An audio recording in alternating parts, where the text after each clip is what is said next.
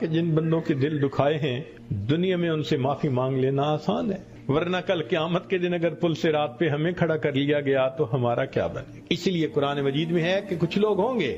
اللہ تعالیٰ کے سامنے سے جب جائیں گے نا، آپ نے دنیا میں دیکھا نا ایئرپورٹ پہ سکیننگ مشین ہوتی ہے، ایک ایک کر کے جاتے ہیں تو جس کے پاس کوئی میٹیلک چیز ہوتی ہے تو بیپ آ جاتی ہے، تو وہ پھر اس کی تفتیش کرتے ہیں، اور جس کے پاس کچھ نہیں ہوتا وہ سیدھا گزر جاتا ہے۔ قیامت کے دن اسی طرح ہوگا، ایک ایک بندہ